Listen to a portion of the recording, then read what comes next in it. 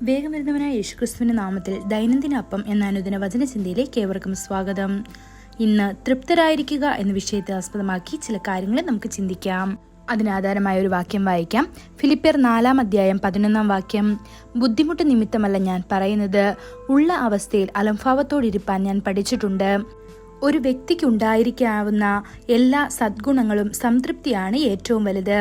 സംതൃപ്തി സമാധാനവും സന്തോഷവും നൽകുന്നു, പര്യാപ്തതയും സംതൃപ്തിയും വളർത്തുന്നു. ദൈവം എല്ലാം നമ്മുടെ നന്മയ്ക്കായി പ്രവർത്തിക്കുന്നുവെന്ന ആഴത്തിലുള്ള വിശ്വാസമാണത്.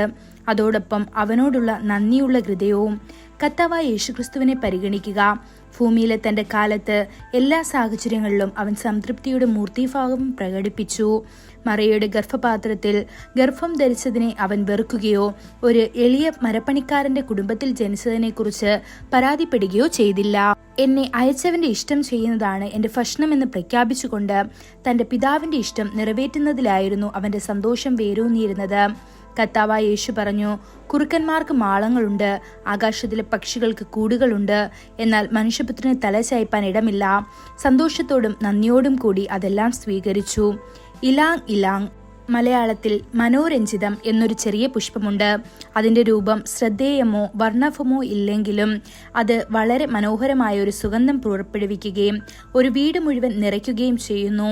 അതിന്റെ എളിമയുള്ള സ്വഭാവം അതിന്റെ സുഗന്ധവുമായി സംയോജിപ്പിച്ച് സംതൃപ്തിയുടെ സൗന്ദര്യത്തെ പ്രതിഫലിപ്പിക്കുന്നു. അപ്പോസ്തലനായ പൗലോസ് തന്റെ രചനകളിലും ജീവിതത്തിലും ഈ ഗുണത്തെ ഉദാഹരിക്കുന്നു. അദ്ദേഹം പറയുന്നു, എങ്ങനെ താഴ്മപ്പെടണമെന്ന് എനിക്കറിയാം, എങ്ങനെ സമൃദ്ധമായിരിക്കണമെന്നും എനിക്കറിയാം. എല്ലായിടത്തും എല്ലാത്തിലും ഞാൻ സംതൃപ്തനായിരിക്കാനും വിശക്കാനും സമൃദ്ധമായിരിക്കാനും ബുദ്ധിമുട്ട് അനുഭവിക്കാനും പഠിച്ചിരിക്കുന്നു. ഇത് ഫിലിപ്പിയർ 4:12 കാണാൻ സാധിക്കും. പ്രവൃത്തികൾ 16 ഈ മനോഭാവം വ്യക്തമായി പ്രകടമാണ്. പൗലോസിനെയും ശീലാസിനെയും അടിക്കുകയും ജയിലിലടയ്ക്കുകയും വിലങ്ങിടുകയും ചെയ്ത ശേഷം അവർ പരാതികളിലൂടെയല്ല, ദൈവത്തെ സ്തുതിക്കുന്ന ഗാനങ്ങളിലൂടെയാണ് പ്രതികരിച്ചത്. കർത്താവിലുള്ള അവരുടെ സന്തോഷം അവരുടെ സാഹചര്യങ്ങൾ കിളക്കാൻ കഴിഞ്ഞില്ല. സന്തോഷവും സംതൃപ്തിയും നിറഞ്ഞൊരു ഹൃദയം പിറുപിറുക്കുകയോ പരാതിപ്പെടുകയോ കോപം നിലനിർത്തുകയോ ചെയ്യുന്നില്ല.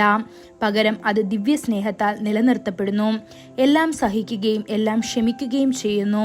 ദൈവിക സമാധാനത്താൽ നിറഞ്ഞിരിക്കുന്ന അത് വിജയത്തിലേക്കോ പൂർത്തീകരണത്തിലേക്കോ ഉള്ള കുറുക്കുവഴികൾ തേടുന്നതിൽ നിന്ന് വിട്ടുനിൽക്കുന്നു. പൗലോസ് എഴുതുന്നത് പോലെ സംതൃപ്തിയോട് കൂടിയ ദൈവഭക്തി വലിയ നേട്ടമാണ്. ഇതൊന്ന് തിമോഥെയോസ് 6:6 കാണാൻ സാധിക്കും. ദൈവമക്കളെ, നിങ്ങളുടെ ഹൃദയങ്ങളിൽ സംതൃപ്തി വളർത്തിയെടുക്കുക. കർത്താവിന്റെ കരുതലിൽ ആശ്രയിക്കുക. അവന്റെ ഹിതത്തിൽ സന്തോഷം കണ്ടെത്തുക. എല്ലാത്തിലും നന്ദിയുള്ളവരായിരിക്കുക. ഇതാണ് യഥാർത്ഥ സമാധാനത്തിനും നിലനിൽക്കുന്ന സംതൃപ്തിക്കുമുള്ള താക്കോൽ. ഈ വചനങ്ങളാൽ ദൈവം നമ്മെ ഓരോരുത്തരെയും അനുഗ്രഹിക്കുമാറാകട്ടെ. കൂടുതൽ ധ്യാനത്തിനുള്ള വാക്യം ഹബക്കൂക്ക് 3:17-18 അത്തിവൃക്ഷം തളിർക്കയില്ല, മുന്തിരിവള്ളിയിൽ അനുഭവം ഉണ്ടാകുകയില്ല, ഒലിവുമരത്തിന്റെ പ്രയത്നം നിഷ്ഫലമായി പോകും, നിലങ്ങൾ ആഹാരം വിളയിക്കുകയില്ല, ആട്ടിൻകൂട്ടം തൊഴുത്തിൽ നിന്ന് നശിച്ചുപോകും, ഗോശാലകളിൽ കന്നുകാലി ഉണ്ടായിരിക്കുകയില്ല. എങ്കിലും ഞാൻ യഹോവയിൽ ആനന്ദിക്കും, എന്റെ രക്ഷയുടെ ദൈവത്തിൽ ഘോഷിച്ചുല്ലസിക്കും. ഇന്നത്തെ ബൈബിൾ വായന രാവിലെ സംഖ്യാപുസ്തകം 3-4 വൈകുന്നേരം മർക്കോസ് 3:20-35 വരെയുള്ള വാക്യങ്ങൾ. ആമേൻ.